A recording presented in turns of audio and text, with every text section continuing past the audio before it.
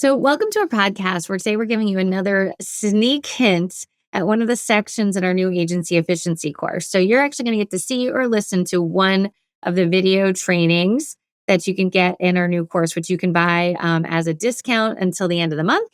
You can go ahead and work with us virtually or in person to help your team become efficient and effective. So, when looking at this, some of the options that you want to think about is, there is seasonality to books, and there are times where books get a little jammed up. In this session, we're going to talk a little bit about how to deal with seasonality.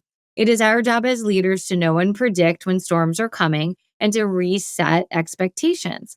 I think so often we're in the middle of the storm, everyone's drowning, and then we're like, we need to change direction. There's a lot of things you can do to predict when things are going to be a little different. And so when you plan for the storm, you're going to have a happier, healthier team.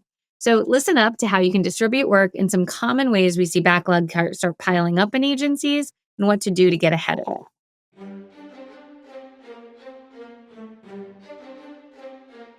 All right. Well, we know over time, every book has some seasonality, right? If you're a benefits person, the fourth quarter is crazy. Sometimes agencies have a lot of 1-1 or 7-1 renewals that are nuts. Personal lines, maybe if you're in a cold weather state, the summer tends to be a little bit more productive than other times. But how do we handle that? Again, we can't control that. I can control my reaction and my approach. And one of the things I like to share with agents are that maybe we're like playing soccer, but we're on a football field. And because the conditions have changed, we keep doing the same thing, but we need to modify our approach. So make a customer, not a sale, from Catherine Barchetti. Love that little quote. So how do we handle being seasonality and short staff, right? So we have to get back to our earners. What's the biggest thing I need to do? There are little things that maybe need to go by the wayside because the conditions have changed. You pilot a ship differently in hard weather than you do in smooth sailing. Prioritize based on urgency. We're going to talk a little bit about how to pick what's urgent next, so stay tuned. Use your technology. Don't slip back to old habits. Headset on, headset up.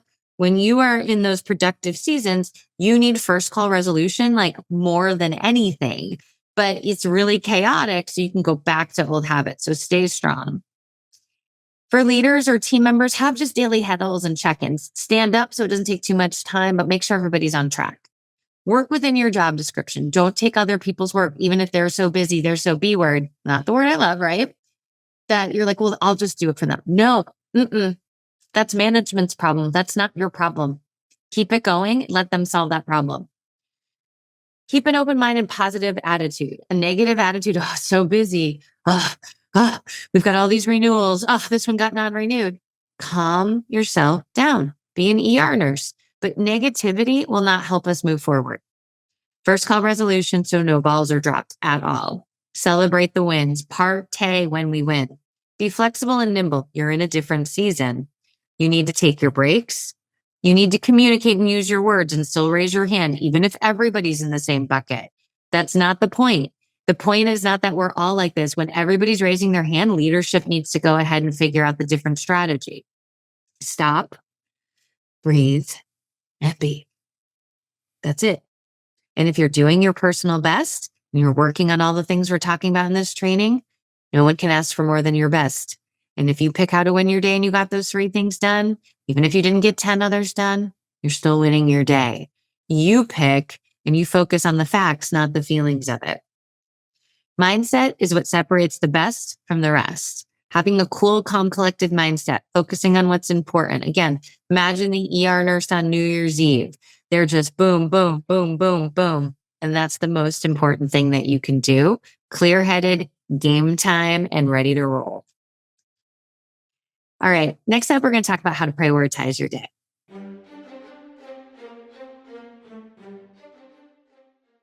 So thanks for listening. So what did you think? If you have any questions, drop a comment or send us a DM. We'd be happy to respond.